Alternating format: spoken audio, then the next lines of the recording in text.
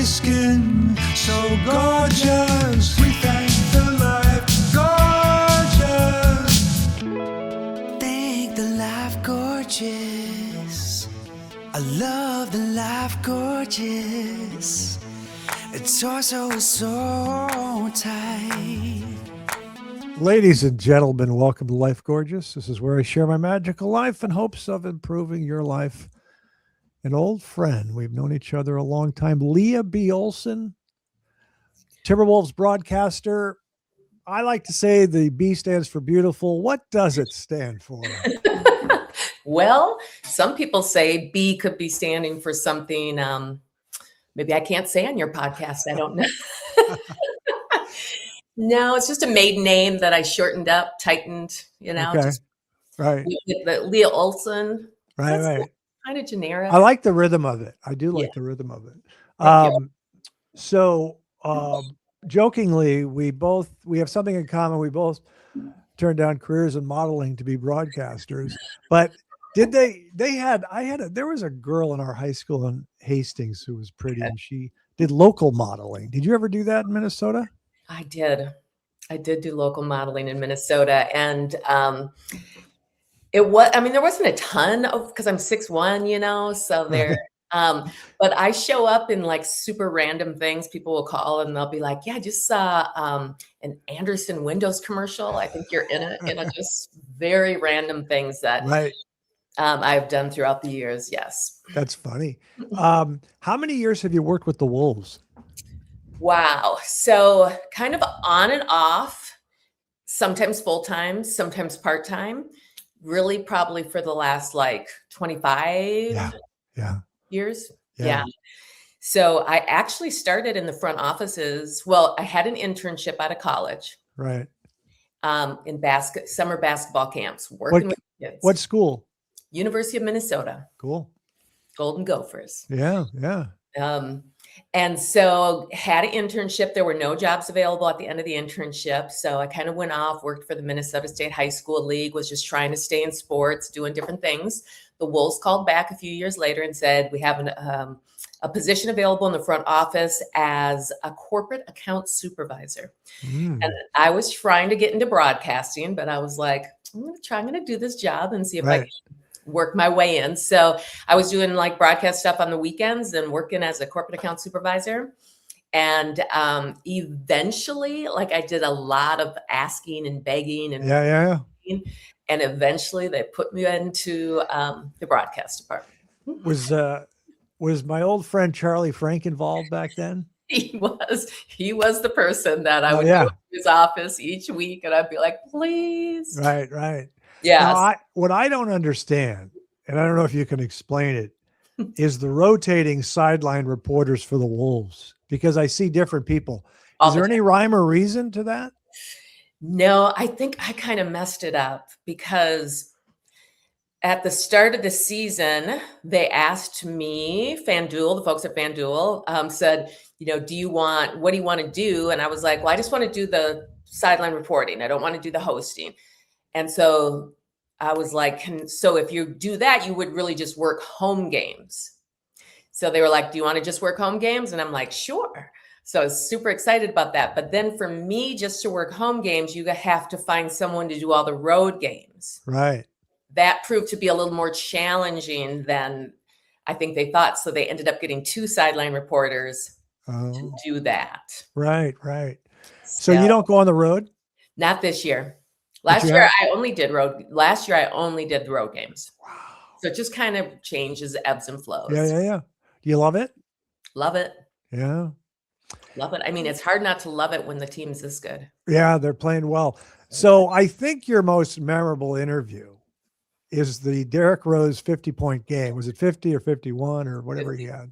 Yeah. And you were working that night because you weren't working all the games. Right. And that's kind of special that you got to work this historic game. It's crazy. And do people bring it up? Thank you, Marnie Gellner. Oh yeah. Marty she was going to work it, but something happened or what? Yes, it was Halloween night and she wanted to be home with the kids for trick-or-treating. And my kids are older. So I was like, I don't need to be home with them anymore. And so she asked me if I would do that game. I'm like, of course. So I did some radio, filled in a couple times for the Wolves on radio. And I had to interview after one of the games at Target Center, Vashawn Leonard. And I didn't know it was piped into the arena. And I didn't like that. I was like, because if it was just me and Vashawn, I would maybe do some jokes and say, "Hey, you missed a bunny in the second quarter," but it made me nervous. So do you get nervous? And were you nervous the night with Derrick Rose? Because it didn't look like it. I wasn't nervous that night, but it was obviously a really different interview. And after the game was over and all the players were hugging him and he was crying, you could see, I mean, he was across the court from me, but I could visibly see that he was crying kind of uncontrollably at the start of it. And the director in my ear was trying, when he finally made his way over to me, he was like, start the interview. But I didn't feel like I should start it because he was not ready to talk yet. So what just happened was then the camera just started kind of panning the stadium. Yeah. And it was cool because everyone was standing up for him and they were cheering. And obviously it was just like this whole big thing around his career and the injuries and just like this super emotional moment. So that was probably, to me, the most important part of it was just kind of letting him breathe and letting it flow. Yeah. And then I think he called me bro, which is always great. But yeah, he was like, I worked my ass off, bro. Right. So, and so my kids tell me like the interview lives in TikTok. Right. Like it formed its own new little world. Right. I don't know anything about that, but it's by far my favorite interview. And it ended up coming the NBA moment of the year. Oh, that's great. Yeah. That game was magical. And you did a great job. And I remember you like to let it breathe at the top, which is so important. It's what guys like Joe Buck, he did with the Minneapolis Miracle with Stephon Diggs. You just kind of let the crowd do it and let the player, it's great. When you have to ask Finchy questions, is that nerve-wracking? Because you usually start it off, right? Yes, I don't know why, because he's such a nice human being. I am very not nervous. I just don't want to ask a question that he's going to go, yeah, obviously, because sometimes he'll go, obviously, or or at the end of the game, if they've lost, what was it, the first quarter or what? Right. No, that's not what it was. What it was, so I'm always thinking of that, but like, he's not like trying to get you or zing you. Right. Like he's, reduced to some people, sometimes he's not like that at all. He's a very nice guy. Mm-hmm. He's a very nice human being. Yeah. I don't know if you know this story, but John Krasinski is a very nice guy, but he has to have angles to write stories. He has to come up with stuff. Yep. And there's this running joke that John and I have where last year at Milwaukee, the Wolves had like a 25-point lead, and Bucks went into a zone in the fourth, and the Wolves collapsed and lost. And John says to Finchy, "Is that a microcosm of the season?" And Finchy, he was frustrated. He goes, "No, it's a bad fourth quarter against the zone defense, But I tell John, he'll sometimes text me if the Wolves are turning it over. He'll go, microcosm. But Finchy's great. What about Micah? Do you know Micah Nori, the assistant? I love Micah. Yeah. Micah's our like favorite because one, he's a great interview. He's super like interesting and fun, and he's very comfortable. Like a lot of the assistants who aren't as comfortable on TV. And Micah's really comfortable and he's fun. Yeah. And, he likes to like throw in a secret line here or there, right? Right. I always try not to react at all. Just like whatever he says, just keep it moving because I'm just never quite sure, like, is he joking? Is it serious? Right. So I just kind of push through, but he's amazing. He's one of my favorites. Yeah. He's got a personality. Mm-hmm. I've never met Pablo Prigioni, but I was doing the Barrero show at the Target Center, and Pablo pregame walked by and waved at us. So I waved at Pablo. Okay. And I want to say hi to him because he could pass. And I have these highlights when he's with the Knicks, and I had forgotten what a great passer he was. And I was talking to Finchy, and Finchy, I said, do the guys know? And they go, oh, yeah, they play. Sometimes Pablo plays 2-on-2 or 3-on-3 or something, and people know he can pass. But do you know him at all? Is he a nice guy? He's incredible. He's actually this month, it switches each month who does the assistant coach interviews. He is the coach this month. And super interesting because he's just got a different perspective on the game and how he coaches. And so I always think his perspective is a really super interesting one. Yeah.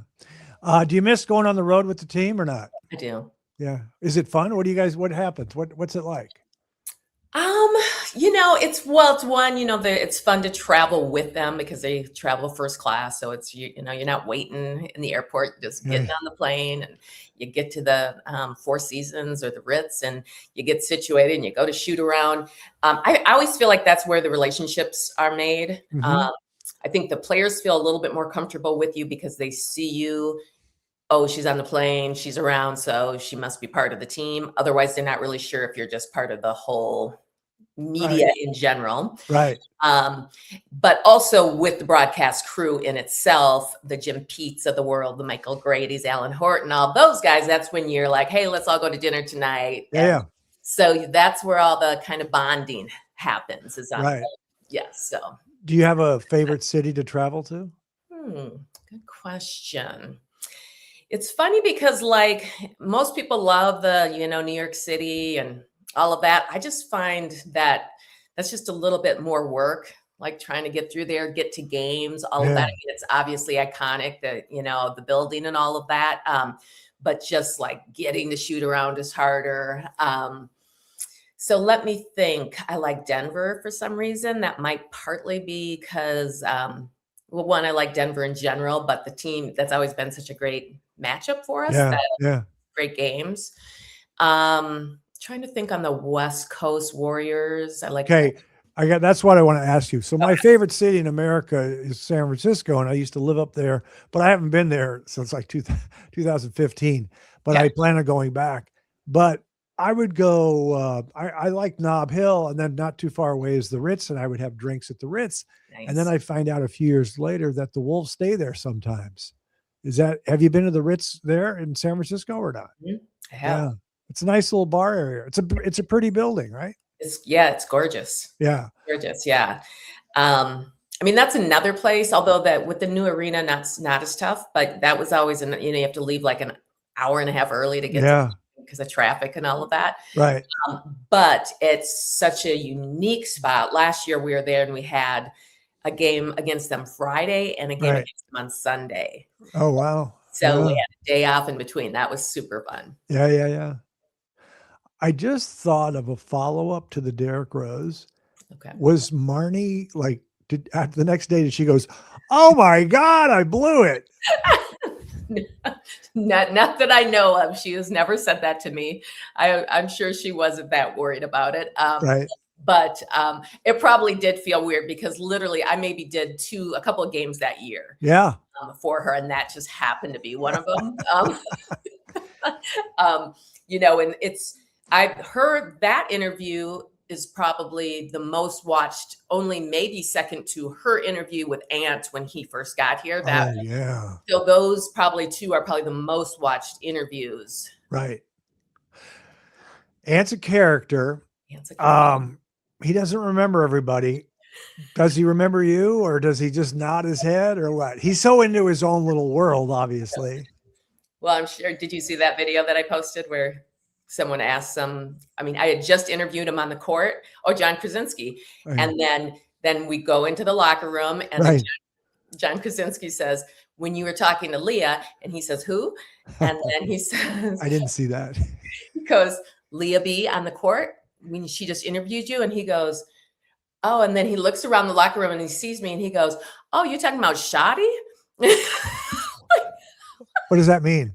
like just like a little like Shoddy's like nickname, like hey, like Shorty, like Oh, Shoddy. Yeah. So apparently that's how he knows me. But I thought it was so everyone was cracking up. They're like, yeah.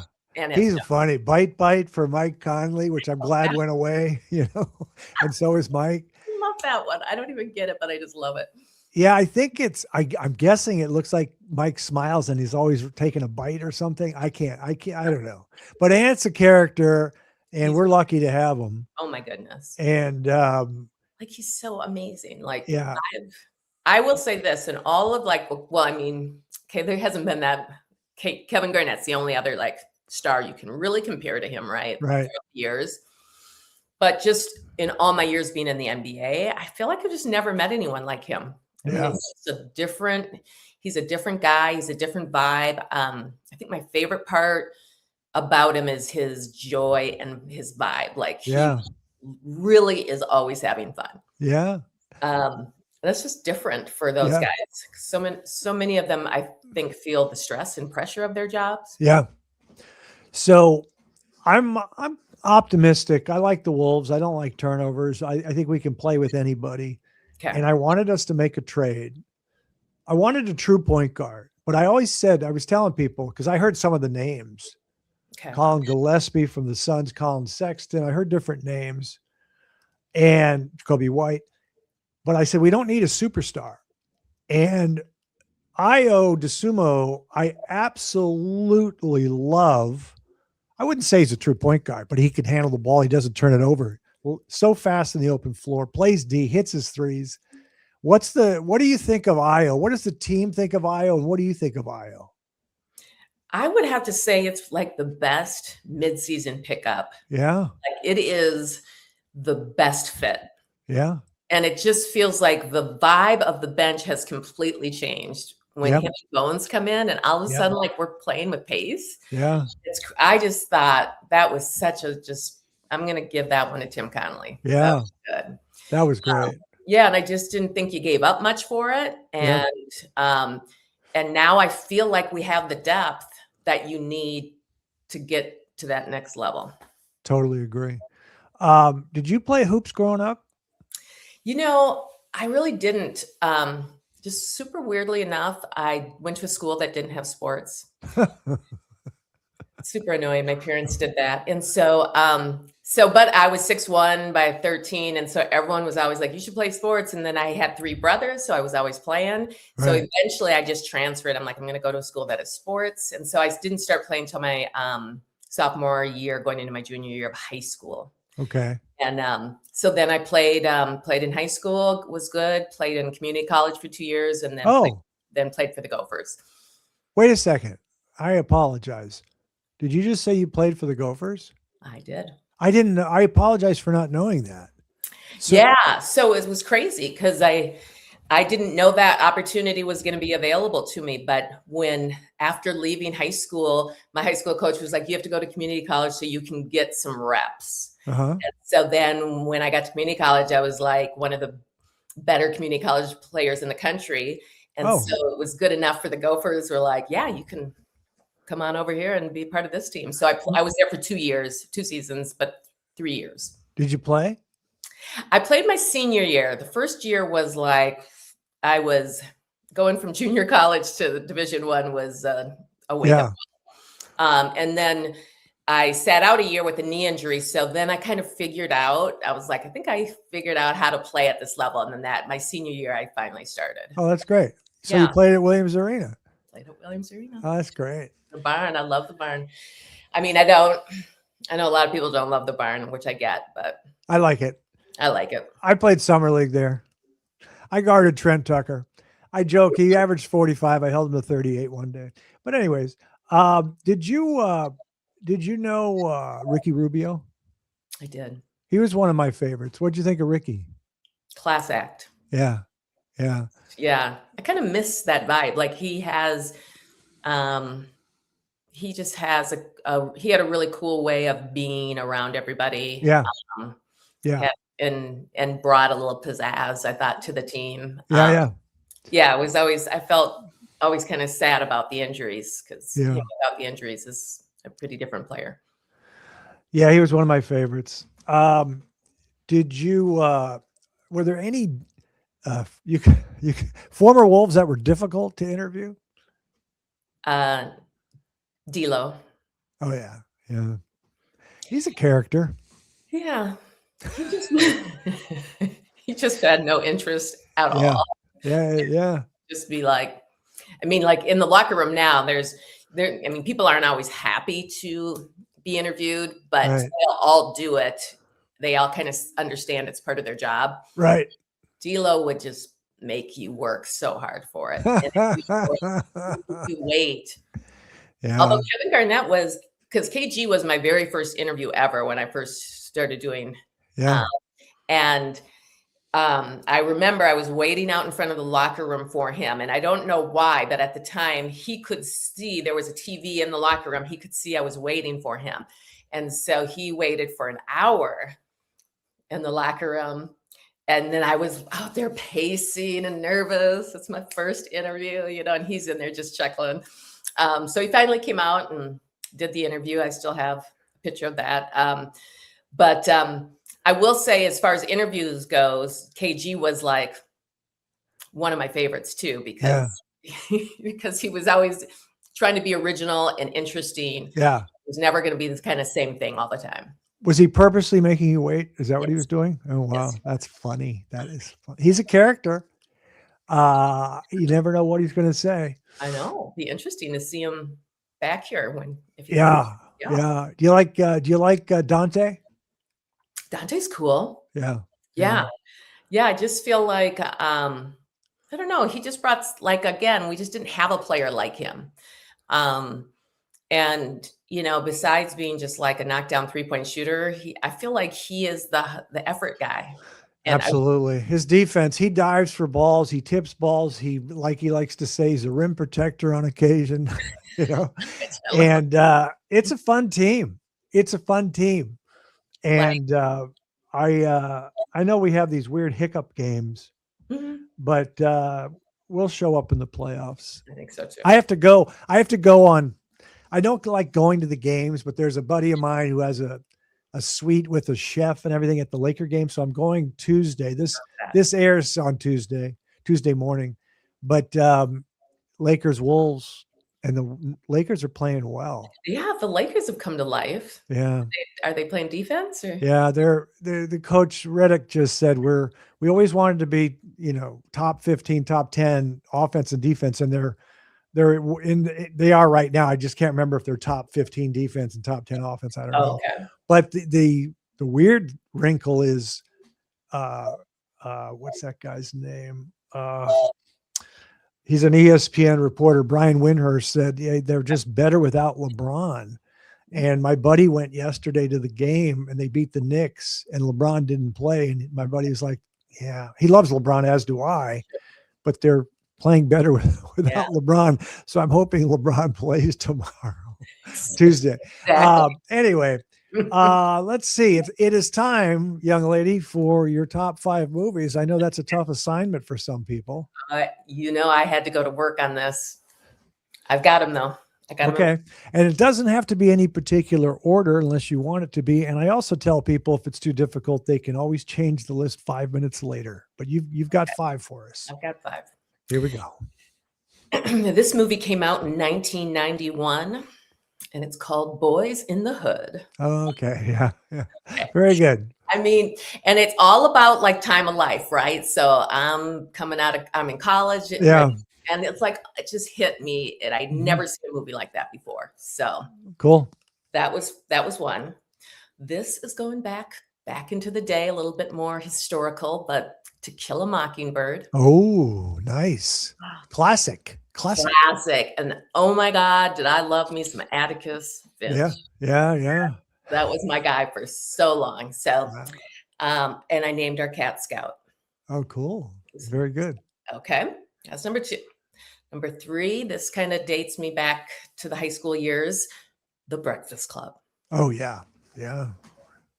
You put some thought in this. I appreciate that. Yeah. I did. Last night I was like calling my daughter. I'm like, what is this good? Like this? And she's like, that's perfect, Mom. That's your favorite. Yeah. Okay, this one's a little different because I'm not even sure I would have this genre in there usually, but I thought Get Out was such a cool movie. Wait, I didn't see that. Who was that? Okay, so um, it was like a psychological horror movie, but it's around like racism and Right.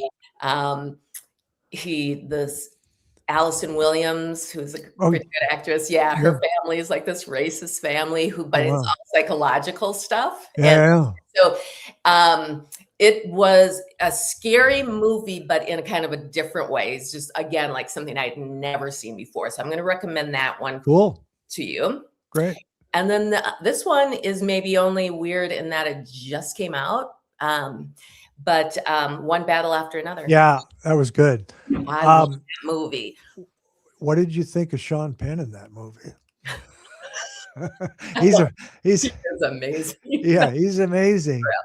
Oh my gosh. So good. And like, you know how some movies just hold you. Like when I was done seeing that movie, I'm like, I need to see that movie Right. again. Like That's a good one. Yeah, my list is mostly old school stuff, like the Chinatown, The Graduate, Sunset Boulevard. I like Hitchcock, North by Northwest, and I rotate my fifth. Okay. And sometimes I say Sideways, which was made in 2004. Love that movie. I like Sideways. Sometimes I say Tootsie, which was a comedy in the 80s. I remember Tootsie. What's the one? There's this other movie in the 70s called 3 Days of the Condor I like. So I just kind of rotate the fifth one. Okay. But most of the four of them, the four that I name are old classics for the most part. So are you having like some comedies like? I don't. The only comedy, well, Sideways is kind of a comedy, and Tootsie was a comedy, but that's about it. Yeah, that's okay. I don't have any others. I didn't tell you this, but we finish up with the Life Gorgeous quiz. There are only a couple questions I have. This is simple questions, profound insights. Are you ready for the Life Gorgeous quiz? Let's do it. First concert for Lea B. Olsen. Billy Joel. Oh, there you go. Piano Man. Yeah. Where was it at? The Met. Oh, Bloomington, Minnesota. Yeah. It would have been Prince. They were really close to each other, but it was that was like 13, 14 years old. Yeah. Did you like it? It was so great that the person sitting in front of us was me and all my girlfriends, turned around and said, I came here to listen to Billy Joel sing, not to hear you guys sing. That's so into it. You just reminded me of a joke, and it's your joke, and I forgot to tell you this. And so we're going to pause the Life Gorgeous quiz. You said something to me once that I repeat to other people. When I was 42 years old, the late, great Flip Saunders invited me to Timberwolves training camp. Okay. And, I was trying to get in shape, and I pulled my back, and I was playing. So then I flew out to Minnesota. I was taking a bunch of Advil for my back. And, I played and, whatever. I made a pass in the practice. So I didn't do much in the scrimmage. And you interviewed me. And I said, what did you see me play? And you go, yeah, it looks like you used to play. I did not. Oh, it was the funniest thing ever. I say, yeah, this woman I know, Lea B. Olsen, she said, it looks like you used to play. Like, clearly you don't play anymore. I mean, it was so funny. Oh, wow. Well, that's a great line. Is it? Okay. Yes. Yeah. I meant no malice for sure. No, it was, you were being sincere. Like, I guess you could take it like, oh no, it looked like I could tell that you played in the past. That's the game for sure. It was very funny. Yeah, that's hilarious. Just to let you know, my first concert was in elementary school. And somehow, some way, my dad got tickets, St. Paul Civic Center. He worked in St. Paul. And they were now the Jacksons. They weren't the Jackson 5 because Randy had joined them. They weren't they had peaked and then they came down, and then they weren't super popular then, but to us they were. And first time I ever saw a strobe light, they had the strobe light and they were all dancing and making these moves. And my brother and I were going crazy. That was cool. Yeah, that was crazy. That's a good one. Favorite Minneapolis restaurant? JD Hoyt's. Oh, I've been there. Yeah.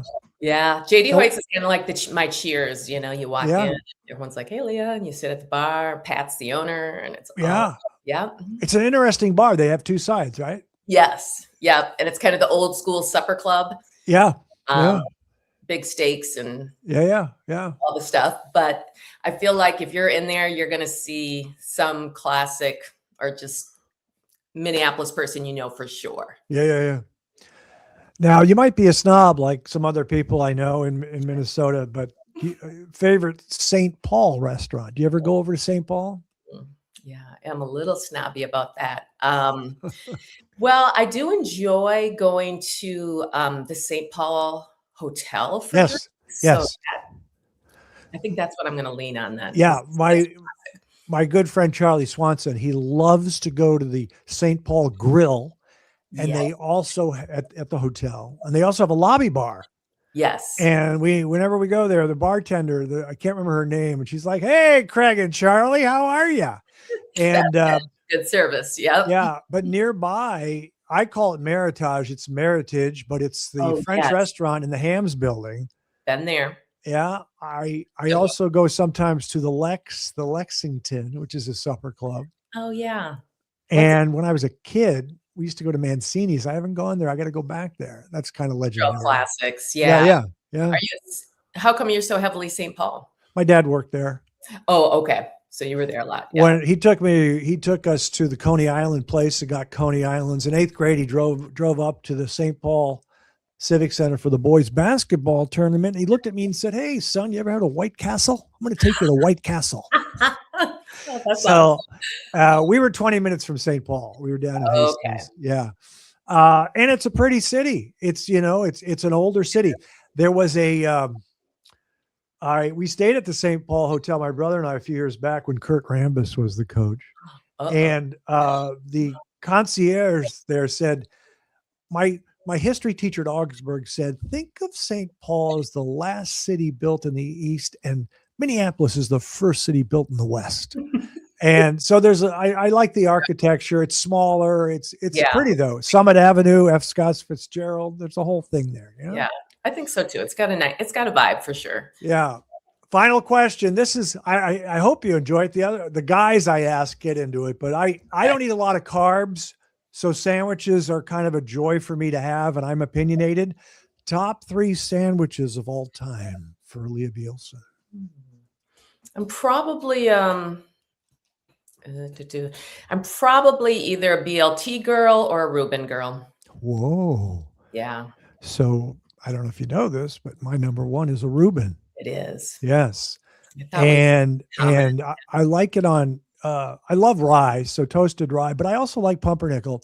Yeah. But I got to tell you, our guy Finchy said Reuben for number 1, but he said healthier, the Rachel, which is turkey instead of the pastrami or corned beef. Yeah, that's when you're kind of trying to feel better about yourself. Yes. But I don't feel like saying that often. So. Yeah. What else you got? Let's see. Outside of, so you're not a BLT guy? I like BLTs, but I wouldn't put it in my top 3. Really? Yeah. Okay. But that's your second one then, right? That's my second one. Okay, just one more. Oh, one more. Okay. So let me just think. Now, I'm going to be honest with you. The sandwich isn't my favorite of That's all. what, that happens. I know. Yeah. I understand. Just because I just like to deconstruct it. Yeah. But the next one I'm going to go with is going to just be a good old fashioned grilled cheese. Okay. Grilled cheese is great. Grilled cheese is really great. And there was a Lottie Da restaurant near us where they had grilled cheese night on Thursdays, and they'd put some ham on it. They'd use different cheeses. It was kind of a gourmet grilled cheese. That's a good list. So I have the Reuben. I do love chicken salad. So I would put chicken salad with toasted rye. I need the cheddar cheese, the red onions. I need that. Okay. And then the controversial one, and I don't want you to panic. I do like sourdough. Sourdough. Tuna melt. Yeah. Not good? Well, no, it's just a bad experience with the tuna. Okay. I always tell people But You don't have to tell me. I can figure out the bad experience. we'll just leave it at that. Yep. My friend Ryan Rosillo, we did this with him, and I said Tuna Melt. And he looked at me and he said, well, you can't go back to the office after that. Like, wait a second. All right, can you have it on Saturday? What's going on here? Why are you bringing work into this? A little controversial. Yeah. But they would say, some of these guys would say things like, chicken parm sandwich, which is not really a sandwich. Anyways. Yeah. Thank you, Leah. That was fun. That's so much fun. I can't believe I got to be on. Yeah. And I should have known you played at the University of Minnesota. That's a big deal. Yeah. I'll send you some pics of my heyday. Thank you. Go Wolves. Go Wolves. See you in the postseason, maybe. Absolutely. I'll be there. Okay. That's our show. We'll see you next time. And remember, young people, I'm proud of you.